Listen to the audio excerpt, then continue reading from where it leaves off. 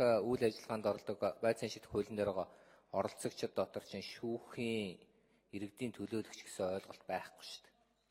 Би тэгж ойлгоод байгаа л шүүгдэгч, прокурор, өмгөөлөгч өөр юу гэдгийг ингээ явдаг санагдаад байна. Тэгэхээр энэ иргэдийн төлөөлөгчийн гэдэг нэг ийм эсвэл манайх чи англи саксоны юм уу, ором германы юм уу гэдэг шиг миний ойлгожоор иргэдийн төлөөлөгч гэдэг чинь ганцхан дүгнэлт гаргана шүү дээ. Жишээлбэл бид нар сонин хэвлэл дээрээс хараад юу гэдгийг хууль зүйн дүгнэлт гаргадаггүй. За энэ хүн нэрээ ч авилга авцсан юм болоо гэмт хэрэгтэй байх. Эсвэл энэ нэрээ үнэхээр л хилмигдэж хохирсон юм болоо цагаатах байх гэсэн. Ийм л хоёр юмны нэг л ярьж байгаа шүү дээ. Тэр чинь шүүх процессын буюу шүүгчийн хараа тус үйл ажиллагаанд нөлөөлөхгүй шүү дээ. Зүгээр л юу гэдгийг нэгсэндээ шүүх юу гэдгийг засаглалын бүх хэлбэр ард түмний гарт байна. Засаглалын нэг хэлбэр нь шүүх өөрөө засаглалын хэлбэрийг оруулж байгаа формалны нэг хэлбэр байхгүй. Тэгэхээр яагаад энийг өнөөдөр ингээд нэг өмнө үндсэн хуулийн цэц бол зөв шийдвэр гаргасан байхад зориуд ингээд англи саксоны юм шиг оруулж ирээд байгаа юм бэ. Тэгээ нөгөө тойргийн зарчмаар эсвэл иргэдийн төлөөлөгч гэдгээ сонгоод өөрийнх нь үндсэн үүрэг гэж оруулаад та ажилтаа ч вэ, ажилгүй ч вэ, хин ч байсан хамаагүй орж шүүх хуралд ороод тэгээ дараа нь ингээд явдаг тэр тогтолцоороо орох гээд байгаа юм уу?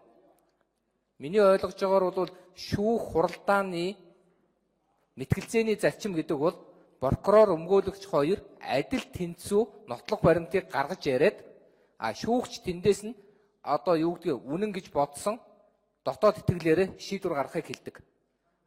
Шүүхийн иргэдийн төлөөлөгч гэдэг бол үзэгч байхгүй юу?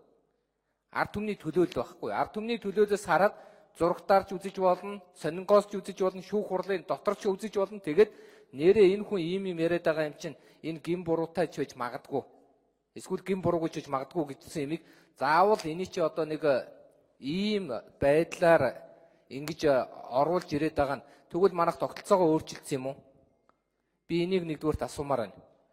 Та нар мэдж байгаа бах тэр шүүх тэгвэл эдний зөвлөлдөх танхим гэж бас нэг танхим гаргах уу?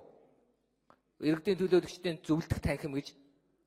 Одоогийн процессор бол 3 хүн маань сууж байгаа л үзэгч шиг сууж байгаа. Тэр бол тэр хэргийн ямар ч хамааралтай оролцогч биш учраас хөндлөнгөөс нь хараад нэрээ энэ гин буруугүй байх гэл явдаг. Эсвэл гин буруутай байх гэл явдаг ш. Сая бол нүүрсний эрг гэл бид нэр зурагтаараа бүгдээрээ л үзсэн. Тэр ганц үг гэдэг хүнийг хилмигдсэн байна гэд ард түмэндээ яриад ойлгосон. Тэгээ шүүх нь өөрөө шийд. Нэрээ бас нэг юм ноцтой хууль байгаа шүү. Та нар тэр хуультайгаа зөрчиж байгаа. Тэрний үед шүүгчд нөгөө нэг мэдүүлэг юу лээ? Хөндлөнгийн нөлөөллийн мэдүүлэг гэдэг нэг юм бүгэлдэг гэд наадах хуультай чинь зөрчилдөн шүү. Хөндлөнгийн нөлөөллийн мэдүүлэг гэдэг маань би төлөөлөгчөөр орсон та буруу шийдсэн байна гэж явуул яах вэ?